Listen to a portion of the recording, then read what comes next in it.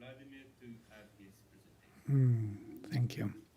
Thank you, Damodar. That's very nice of you, and we are very happy to be in the Himalayan region, somewhere in Nepal, on the top of the world, looking at the world from the very top down and looking what is going on there downstairs. Right. And of course, Himalayas are so important. They are the crown of India, they are the crown of spiritual knowledge, and all the greatest sages and tapasvins and the rishis. So, I wanted to present the idea of the relevance of the Veda, and especially Rig Veda today. So why Rig Veda is important?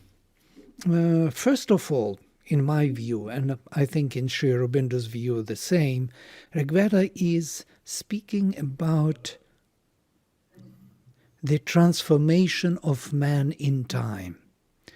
This is an important thing, in time, evolution of consciousness. No other scripture speaks about this in time. So they view the sacrifice is this constant transformation of our nature by the spirit, as ongoing process. Yes? Yajñam adhavaram. So the sacrifice is itself a pilgrimage, a march, moving forward, advancement. Yes, and the man is seen and spoken of as ever advancing pilgrim. It's also a very interesting view on man, very close to what Sri Aurobindo means by a transitional being. He is always on the way, and his aim is immortality. So this path itself is a sacrifice, and the path itself is a battlefield. So he meets all the forces which resist the transformation of his nature, all kind of forces, yes, darker forces, vital forces, rakshasas, paishachas, you name it, vritras, vrikas.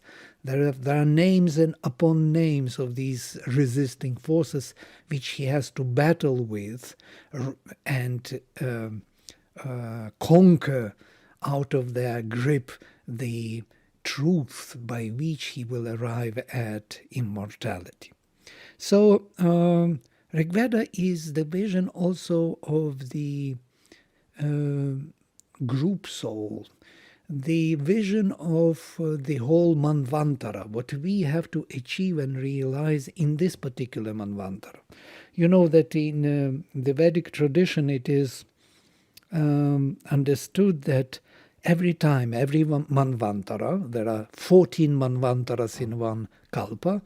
In this Manvantara, Vaivasvata Manvantara, which started long ago, we are now in Kali Yuga of this Manvantara. It started with Purva Rishayaha, with the rishis who came, 7 rishis, who brought the vision of the Veda to humanity, brought it down.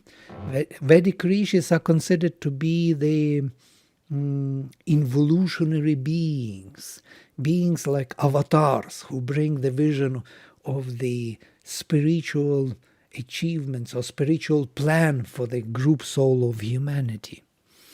So it's quite interesting that Sri Aurobindo in the human cycle says that whatever the achievements in terms of scientific advancement, cultural, national, we have as a humanity, they are all only a means for the advancement in the spiritual progress or finding of the soul of humanity.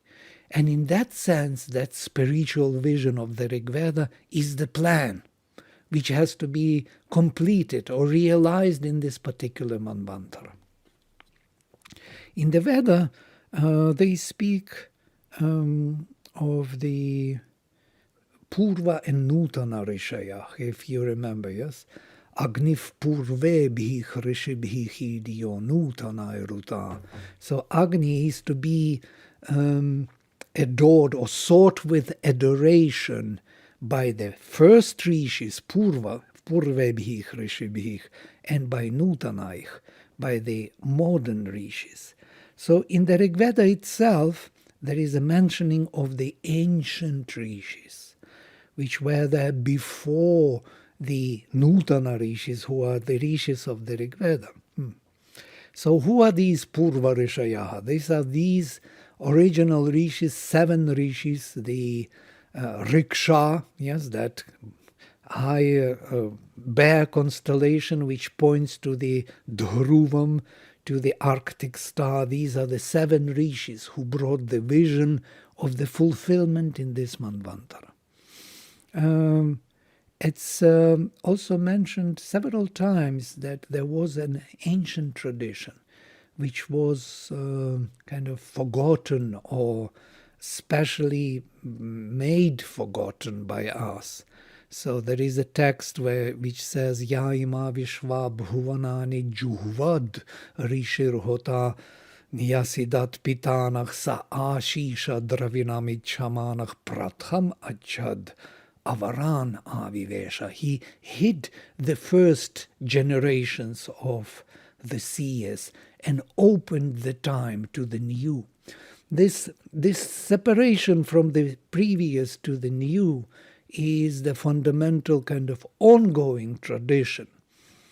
And I don't think in the world we have any other tradition which is so fundamental, which views the development of man in this particular way.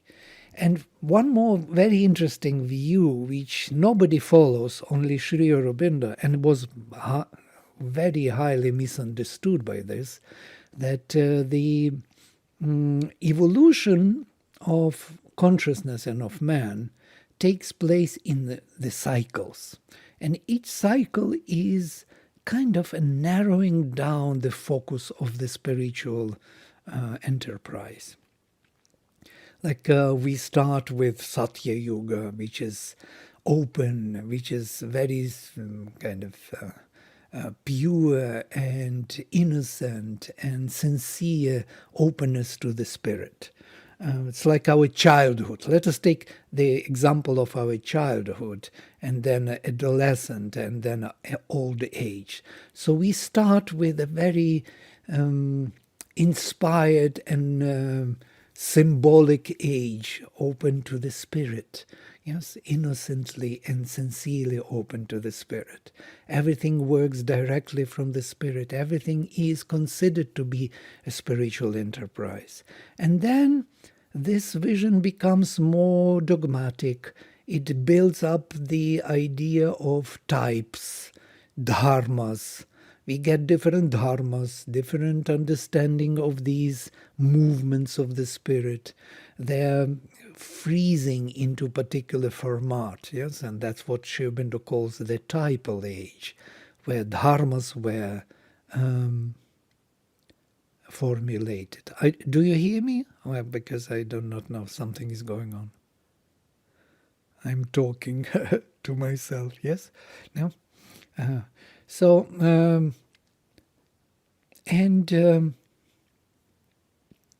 And then we move even more into rigid format of the conventional age, yes, which is closer to from Satya Yuga we move to Treta, to Dvapara.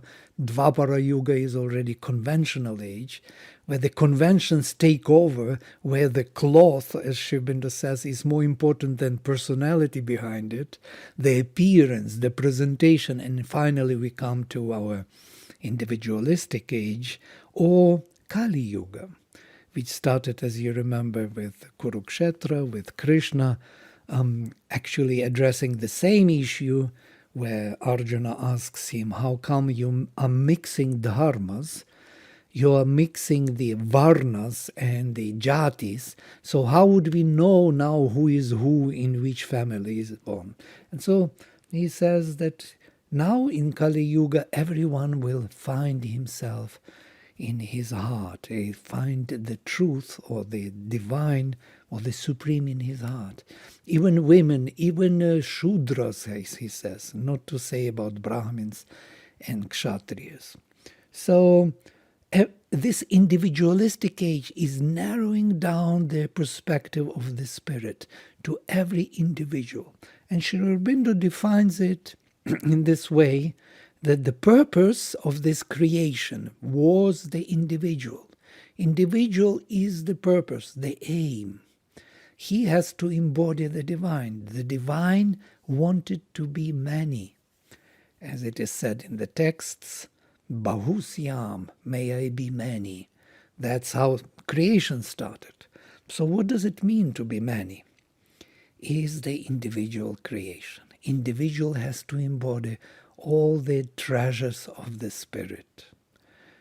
And because of that, the whole cycle starts with the vastest view of the spirit and narrows down in Kali Yuga to the individual perception of the truth, and finally to the subjective age, and finally to the spiritual age, breaking through again to a new Satya Yuga. So these cycles narrowing down, constantly narrowing down, yes, making it more and more individualistic in every possible way, is the way of the cycles, of the evolution forward. And this particular thing was totally misunderstood by Sri Aurobindo's contemporaries, and, even Radhakrishnan in his history of philosophy, Indian philosophy, speaks about this, that Sri Aurobindo's proposition that the Vedic age was the greatest and we have to fulfill it in our life is a very good idea, interesting idea, but we cannot follow it because we believe in progress. And he means that, betterment and betterment is going forward. Yes, betterment is going forward, but it is not the way how he thinks. It's not becoming vaster. It becomes narrower in the terms of the spirit. It is more focused on the individual development. And this was totally misunderstood. But this is the Vedic knowledge, which Sri Aurobindo also shares with us. So I want to read maybe a little few quotations from Sri Aurobindo on the Veda. He says, the Veda was the beginning of our spiritual knowledge. The Veda will remain its end. What a profound statement. Was the beginning of our spiritual knowledge, and the Veda will remain its end. Everything is in the Veda already. It's the whole vision, the whole plan. So in the Foundations of Indian Culture, he says, the recovery of the old spiritual knowledge and experience in all its splendor, depth, and fullness is its first and the most essential work. It's for India. For India, it is the most important work to recover the knowledge and experience of the spiritual knowledge. The second one, the flowing of this spirituality into new forms of philosophy, literature, art, science, critical knowledge is the second task. And the third, an original dealing with modern problems in the light of the Indian spirit, and the endeavor to formulate a greater synthesis of a spiritualized society is the third and most difficult. Its success on these three lines will be the measure of its help to the future of humanity. So this is the task of India. This is what we are all to do. We have to discover the ancient spiritual knowledge and experience. We have to recover the knowledge of the Veda. And you know that it was never totally recovered. We have the references to it as ritualistic or religious knowledge, but not really a psychological knowledge. The Veda is the book of rituals rather than the knowledge, and it has to become the book of knowledge. So what Sri Aurobindo says, that at the root of all that we Hindus have, what we Hindus have done, thought and said through these many thousands of years, behind all we are and seek to be, there lies concealed the fount of our philosophies, the bedrock of our religions, the kernel of our thought, the explanation of our ethics and society, the summary of our civilization, a small body of speech, Veda.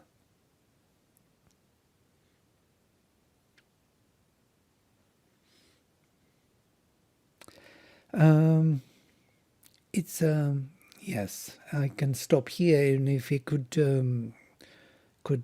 discuss something, I would be very happy.